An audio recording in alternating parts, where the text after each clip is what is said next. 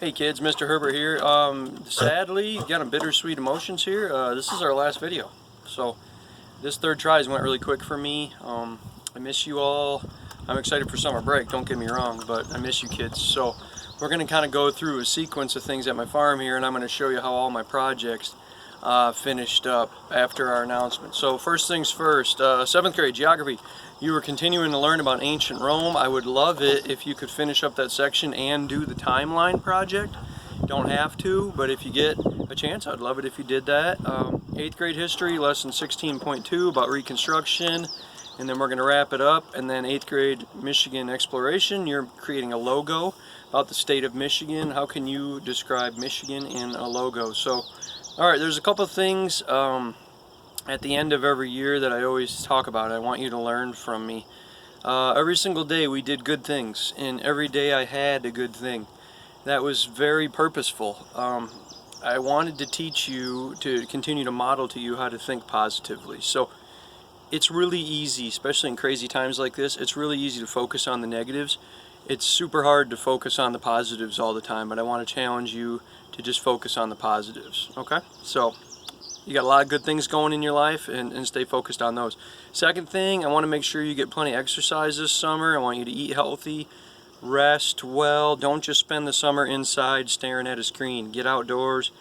I like to run. Running's free, okay? So get outdoors, stay active, stay positive, just be your best self. And third thing, next Monday on the 8th, I'm pretty sure my math's right, on the 8th, I'm going to be at the middle school in the morning collecting Chromebooks and handing out popsicles and stuff like that. So if you want to actually physically see me, say hi.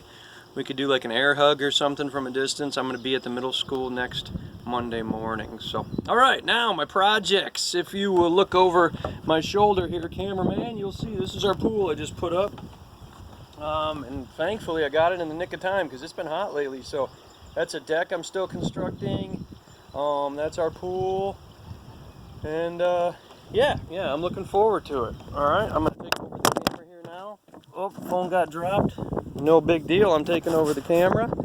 Okay, that is a field behind my house. There's a fire pit I built. That field got planted into corn just the other day.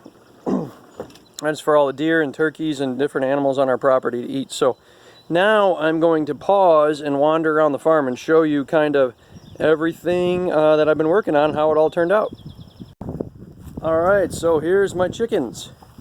I don't know if you remember or not, but we hatched 11 chicks at my house, and they're all in there somewhere or another. I can't tell who's who yet. We got one little rooster right there, that brown guy.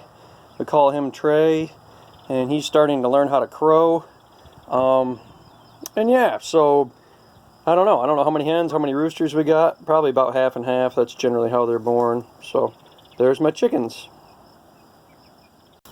Alright, something that I never had a ton of time to show you kids is all the commercial beehives that are stored on my property for the summer. So my friend Corey is a commercial beekeeper, and you're looking at 72 beehives, and these are mostly pollinators. What he does is in the winter he'll take them down to Florida or out to California, and he gets paid by farmers to bring them into the orange groves and almond groves and whatnot, and have these bees pollinate all the fruit and nuts and such. And then in the summer, because Corey lives in Plainwell, he needs a place to put the bees.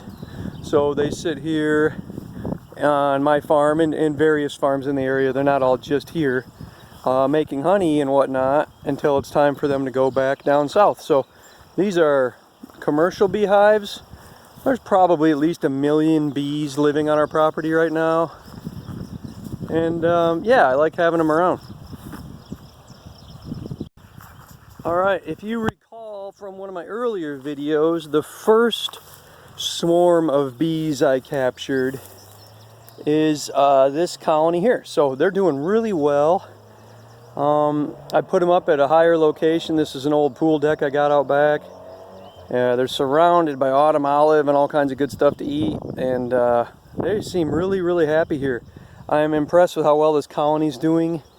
So I haven't looked in there. I probably won't for a while, to be honest with you. But if you look close, there are all sorts of bees all over this thing. They're very active. Some of them got pollen on their legs, bringing that back to store it in the hive. They're making a ton of honey right now. So yeah, things are good. So swarm number 1, so far so good. Turned out to be a nice home for them. Okay, now swarm number 2 is still right here. So I basically captured them in that tree, put them in that hive, and just left them right there. And obviously there's still quite a few bees in there. I also haven't looked in this colony. They appear to be really healthy. I'm just tickled that they stayed. So lots of action going on here too. When you look close, they got pollen on their legs, which is always a good sign. So yeah, swarm number 2 is also doing well. I'm keeping my eyes out for more swarms, but most years I don't get any. So the fact that I got 2 right now is awesome. The other day I was out here, and just about 10 feet that way, I'll say that again when a car's not driving by, about 10 feet that way I could hear a baby deer kind of blatting and crying for its mom, and I got to take a really cool picture of it. I did not stay very long because I didn't want to make mama too nervous, but that was cool that it was a baby deer hanging out by one of my beehives. So all right, this is swarm number 2, and they are also doing well. Okay, this is our garden, and I didn't spend a ton of time out here with you kids. I spent a ton of time out here, but I didn't do any videoing. We have squash, pumpkins, sweet corn, Indian corn, popcorn. I'm raising my own popcorn.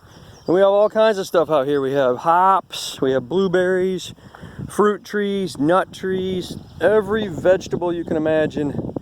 Just about I got out here in the garden. So something that my family and I feel really strong about is raising our own food. That way it's cheap, it's natural, it's local. There's all benefits to raising your own food. So hopefully I've inspired some of you to start gardening through our conversations in class. If you don't have your own land, that's not a big deal. Get some containers and plant some seeds and do container gardens.